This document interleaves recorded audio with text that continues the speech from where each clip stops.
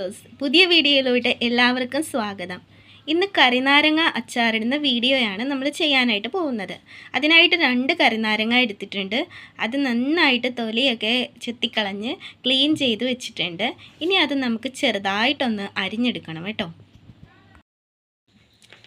ചെറുതായി അരിഞ്ഞു വെച്ചിരിക്കുന്ന കരിനാരങ്ങ ഉപ്പും മഞ്ഞപ്പൊടിയും ചേർത്ത് മിക്സ് ചെയ്ത് വെച്ചിട്ടുണ്ട്. അത് അരമണിക്കൂറിന് ശേഷമാണെങ്കിലും അച്ചാറിടാം. ഞാനിത് ഓവർ നൈറ്റ് വെച്ചിട്ടുണ്ട് കേട്ടോ. ഒരു രാത്രി മൊത്തം വെച്ചിട്ടാണ് ഞാൻ അച്ചാറിടുന്നത്. ഫ്രിഡ്ജിനകത്ത് സൂക്ഷിച്ചിരുന്നു.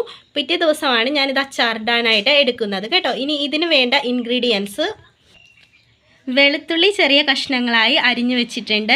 പിന്നെ ആവശ്യത്തിന് ഇഞ്ചിയും കൂടെ എടുക്കുന്നുണ്ട്. ഇഞ്ചി വെളുത്തുള്ളി ഓരോരുത്തരുടെയും എടുക്കുന്ന അളവിനനുസരിച്ച് മാറ്റാം.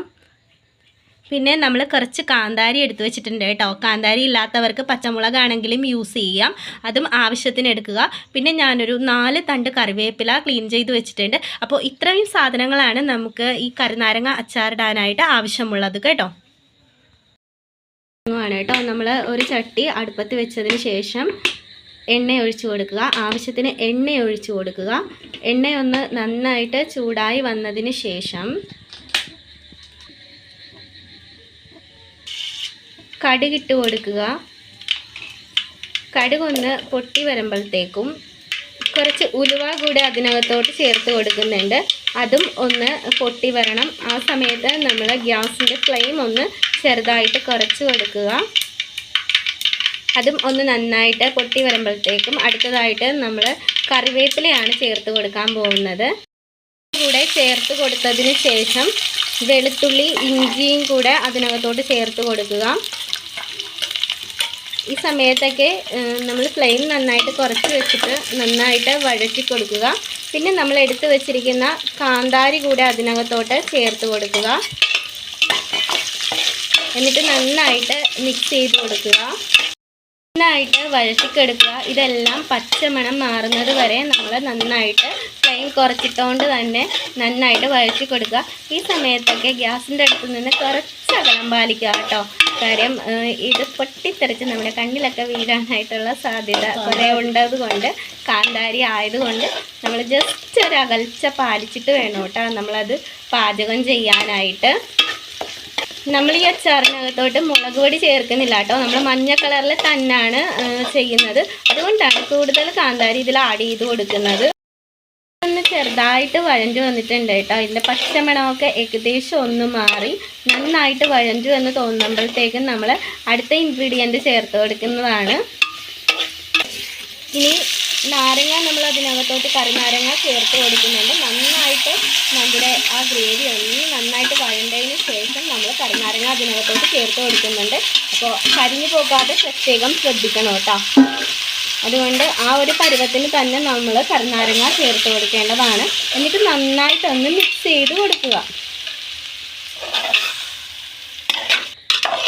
നന്നായിട്ടൊന്ന് മിക്സ് ചെയ്ത് കൊടുത്തതിന് ശേഷം ഏകദേശം ഒരു 10 മിനിറ്റോളം ലോ ഫ്ലെയിമിൽ തന്നെ നമ്മൾ അതൊന്ന് കുക്കാകാനായിട്ട് സമയം കൊടുക്കുക. അതിനിടയ്ക്ക് നന്നായിട്ട് ഇടയ്ക്കൊന്ന് മിക്സ് ചെയ്ത് കൊടുക്കുക.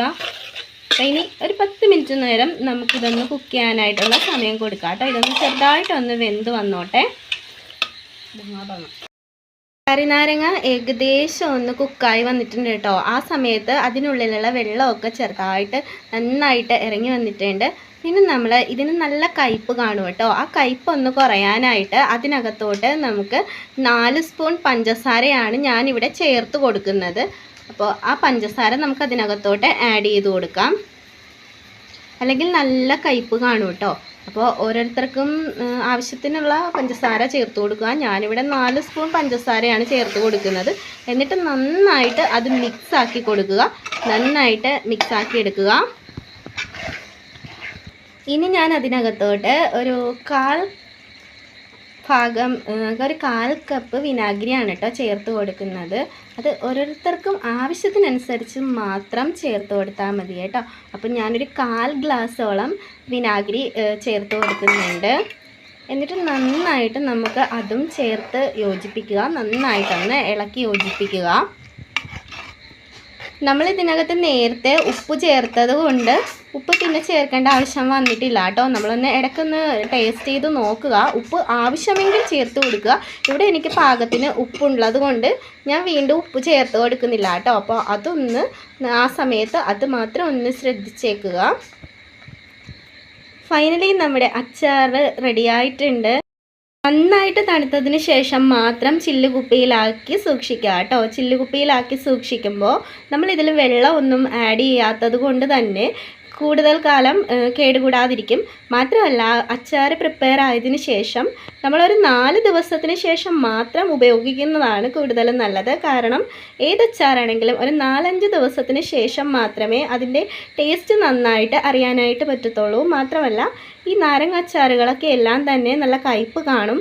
അപ്പോൾ അതൊരു 4-5 ദിവസം ഇരുന്ന് കഴിയുമ്പോൾ കയ്പ്പൊക്കെ കുറഞ്ഞു കിട്ടും കേട്ടോ.